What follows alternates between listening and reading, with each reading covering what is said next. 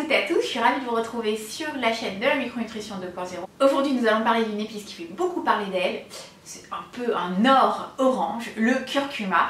À quoi ça sert, comment l'utiliser, quelles sont ses propriétés, dans quelle pathologie est-ce qu'on l'utilise. Bref, on va faire un petit état des lieux sur le curcuma. Si vous voulez avoir la version détaillée, rendez-vous sur le blog. Et on y va, c'est parti. Alors le curcuma, qu'est-ce que c'est? Le curcuma, c'est une plante herbacée vivace par son rhizome. Et là, ça me rappelle mes cours. Je pense que c'était en deuxième ou en troisième année qu'on a fait de la botanique, ou même en première année pour le concours. En tout cas, je me souviens avoir dû apprendre par cœur des dizaines et des dizaines de fiches botaniques de plantes. Et il ne me semble pas qu'il y avait le curcuma à cette époque. Quoi qu'il en soit, le curcuma, c'est donc une plante. Et donc son rhizome, que l'on utilise, puisque c'est à partir du rhizome que qu'on va faire sécher et dont on va extraire la poudre, cette fameuse poudre qui va avoir une couleur très caractéristique, orangée, qui va donner la couleur au plat, qui est très utilisée bien évidemment dans tout ce qui est cuisine indienne, puisqu'on retrouve la majorité de la production de curcuma en Inde. Et donc c'est également utilisé de manière très traditionnelle et de manière ancestrale dans tout ce qui est médecine, notamment médecine ayurvédique. Donc aujourd'hui on pourrait se poser la question, est-ce que c'est un remède ancestral ou est-ce que ça fait réellement partie de notre nouvel arsenal thérapeutique? Donc au vu des nombreuses utilisations au fur et à mesure des siècles et des résultats vraiment bénéfiques sur la santé du curcuma, les scientifiques se sont penchés sur sa composition phytochimique et ont essayé de découvrir quels étaient les composés qui permettaient d'avoir des effets sur la santé et par quel mécanisme. Le curcuma qu'on utilise, c'est l'espèce, la variété Curcuma longa. Et donc on extrait, comme je vous l'ai expliqué, de la poudre. Et dans cette poudre donc, qui a été analysée, qu'est-ce qu'on a retrouvé? On a retrouvé des composés donc phytochimiques. Je vous rappelle que les plantes peuvent être très intéressantes pour la santé, mais aussi toxiques parce que ça reste des molécules chimiques. Il ne faut pas imaginer qu'on utilise une plante et que donc la médecine allopathique c'est tabou, c'est chimique, et de l'autre côté les plantes ça peut être que positif. Non, ce sont des molécules phytochimiques. Et notamment dans le curcuma, on a retrouvé des composés phénoliques et dont le principal est la curcumine. C'est donc la curcumine on va dire en majorité qui a cet effet bénéfique sur la santé. Alors justement, quelles sont les propriétés de la curcumine? Comment est-ce qu'elle agit? Alors, sans rentrer dans des détails qui pourraient être écrasants, dirons-nous, je vais vous parler des deux propriétés principales de la curcumine, puisque ce sont deux actions qui aujourd'hui ont un intérêt capital dans tout finalement la physiopathologie des maladies de civilisation, des maladies chroniques, des maladies inflammatoires. Donc il s'agit de son action antioxydante. Donc pour faire rapide, le stress oxydant provient d'un déséquilibre entre la production de radicaux libres, donc d'espèces radicalaires de l'oxygène, et nos capacités à nous défendre. On a plusieurs manières de se défendre, on a des systèmes enzymatiques qui nous permettent de lutter contre ces radicaux libres, et puis on a des composés qui sont directement antioxydants, qui protègent directement les cellules, et c'est le cas de la curcumine. Et différentes études scientifiques ont prouvé que l'activité antioxydante de la curcumine était aussi importante que celle de molécules phares antioxydantes qu'on connaît depuis longtemps et qu'on utilise depuis longtemps pour leurs effets antioxydants, la vitamine C et la vitamine E. Donc c'est un point qui est capital parce qu'on sait qu'aujourd'hui le stress oxydant est un des facteurs qui fait le lit des pathologies de civilisation. Alors il y a certaines études qui ont prouvé que lorsqu'on utilisait des formes liquides avec un totum de la plante, donc pas uniquement la curcumine mais l'ensemble de la plante avec des procédés d'extraction particuliers, notamment dans les EPS, les extraits de plantes standardisés, on avait un effet antioxydant encore plus important. Donc il faut toujours faire attention à la galénique qu'on va utiliser, et c'est pour ça que c'est quand même intéressant de demander conseil à un professionnel de santé qui lui a les compétences pour pouvoir vous dire quel est le complément qui va être le plus adapté et le plus efficace. Donc ça c'était pour la première grande propriété du curcuma et donc de la curcumine. Et la seconde grande propriété, et je la mettrai même peut-être en premier, c'est son effet anti-inflammatoire. On sait que la curcumine a des propriétés extrêmement puissantes anti-inflammatoires, notamment elle va inhiber la production du NF-kappa B. Le NF-kappa B, c'est un terme un petit peu barbare, mais bon, rappelez-vous que c'est un petit peu le maître de la guerre. Le NF-kappa B, c'est celui qui va générer l'inflammation, et l'inflammation aujourd'hui, c'est le tueur silencieux. C'est lui qui est vraiment à la base de toutes les pathologies chroniques dégénératives. Donc il faut essayer le plus possible de prendre en charge cette inflammation et d'avoir un climat le plus anti-inflammatoire possible. Je vous en ai souvent parlé, la balance oméga 6 oméga 3 est extrêmement importante dans cet équilibre pro-inflammatoire, anti-inflammatoire. Et le curcuma aujourd'hui a une action anti-inflammatoire qui a été démontrée. Donc c'est extrêmement intéressant de l'utiliser dans toutes les pathologies où il y a de l'inflammation, que ce soit de l'inflammation aiguë, mais aussi de l'inflammation de bas grade. On dit qu'en fait que le curcuma fait partie des MAC, M-A-K, ce sont les modulateurs d'activité des kinases, et les kinases, en inhibant ces kinases, on va donc inhiber la réponse inflammatoire et donc inhiber le NF-kappa B. Donc c'est extrêmement intéressant. On va retrouver les MAC finalement dans les fruits à maturation qui ont dû lutter contre les rayons du soleil et produire ces modulateurs d'activité des kinases. Donc c'est relativement rare d'en trouver aujourd'hui, puisque dans nos étals, on a rarement des fruits qui sont mûrs.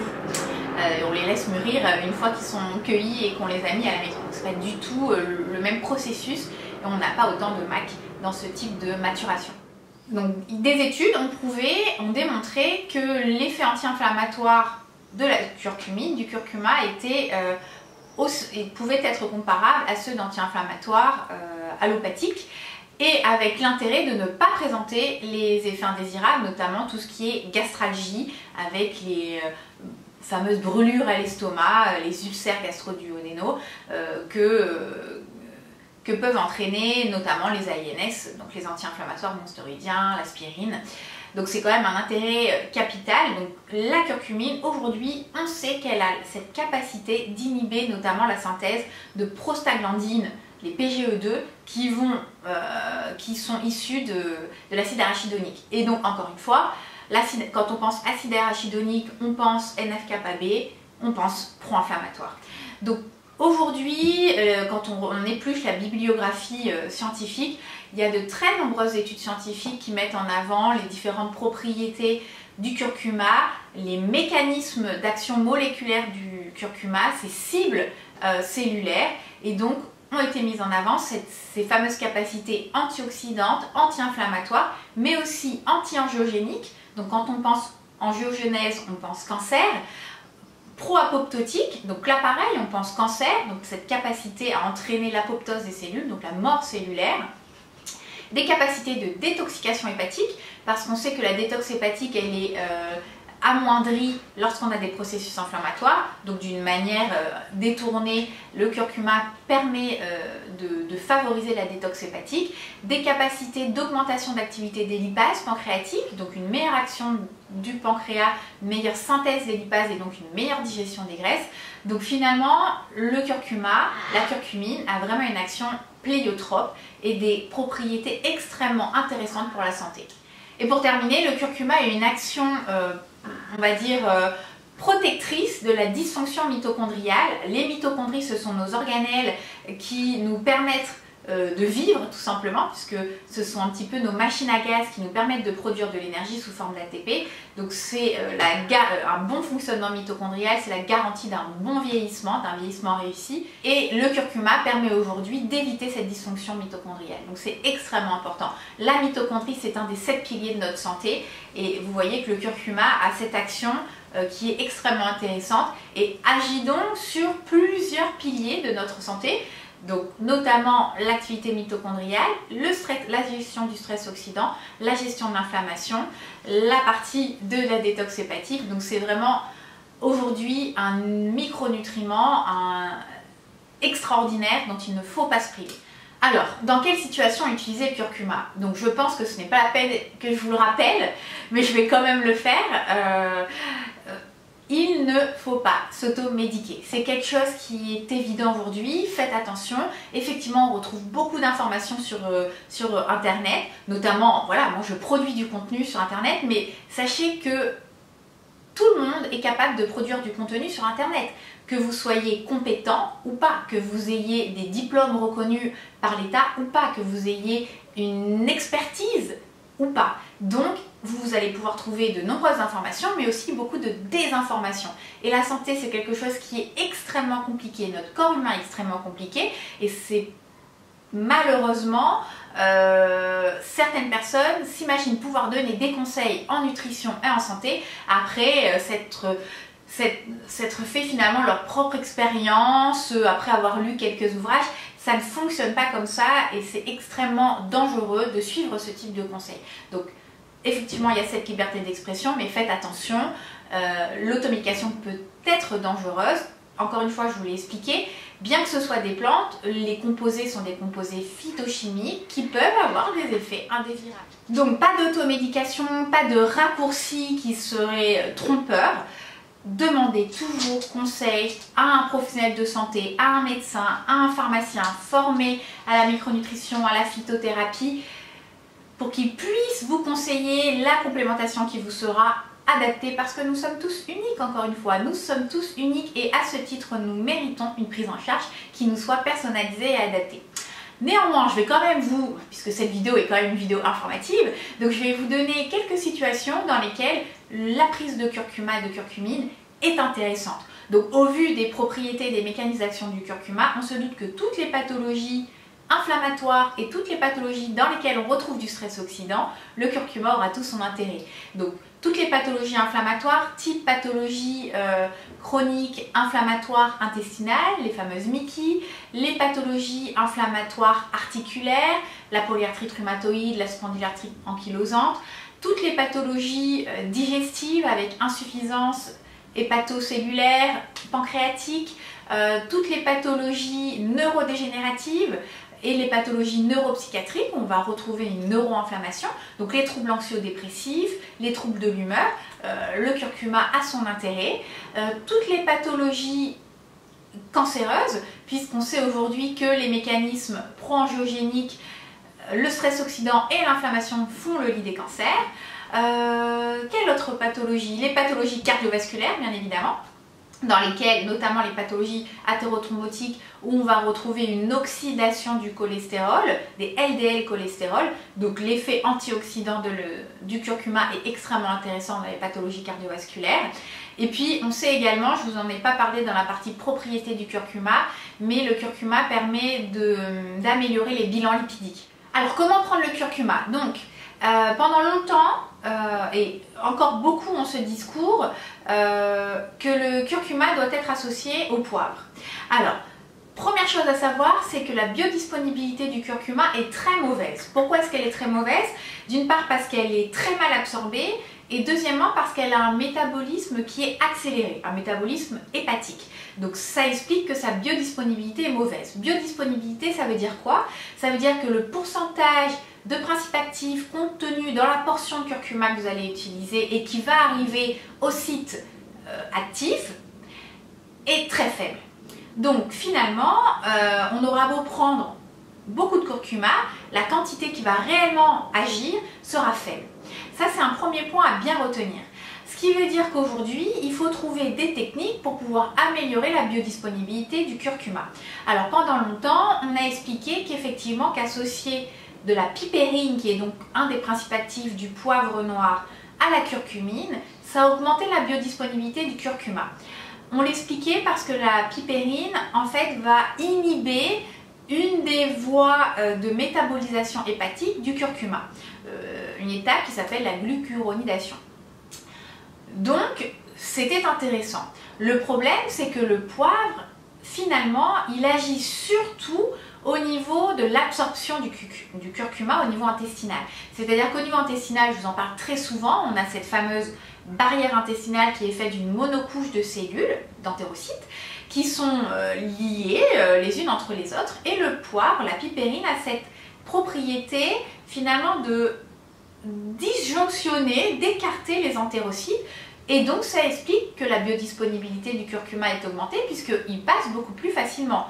Mais c'est un énorme problème et ça, beaucoup de gens ne se rendent pas compte aujourd'hui, c'est que de nombreuses pathologies inflammatoires qui génèrent du stress oxydant sont dues à une hyperperméabilité intestinale, au fameux leaky gut, et qu'en donnant du poivre, on va accentuer ce leaky gut. Donc dire aujourd'hui qu'il faut systématiquement associer du poivre au curcuma, c'est une faute professionnelle. Et encore une fois, le problème c'est que si on se limite à regarder la surface, effectivement, oui, ça peut améliorer la biodisponibilité du curcuma, mais quand on connaît en détail au niveau cellulaire comment fonctionne notre organisme, on sait que chez certaines personnes, ça va aggraver leur pathologie et leur symptomatologie. Donc il faut faire extrêmement attention aux raccourcis. Donc chez certaines personnes, effectivement, on va pouvoir utiliser une association de curcuma-poivre, chez qui il n'y a pas de leaky gut, pas d'hyperperméabilité intestinale, pas de problème de TFI, mais chez de nombreuses personnes, ça ne sera pas du tout la forme la plus adaptée. Donc dans l'alimentation, déjà chez les patients qui ont des troubles fonctionnels intestinaux, on va déconseiller le poivre, donc c'est un petit peu délicat de conseiller de consommer du curcuma et du poivre. Donc ça dépend encore une fois de chaque patient. Ensuite, le curcuma, c'est une molécule qui est lipophile, donc apporter un véhicule huileux, ça va permettre d'améliorer sa biodisponibilité. Donc effectivement, préparer des assaisonnements avec des huiles végétales et du curcuma, c'est intéressant.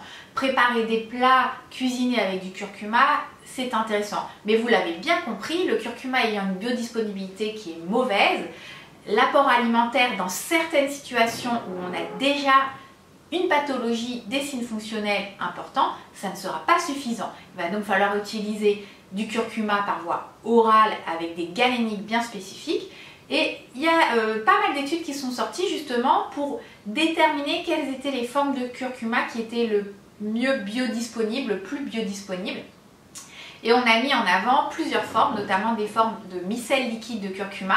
Moi, c'est notamment ce type de curcuma que je prescris, qui est aujourd'hui validé scientifiquement 185 fois plus biodisponible qu'un curcuma classique poudre.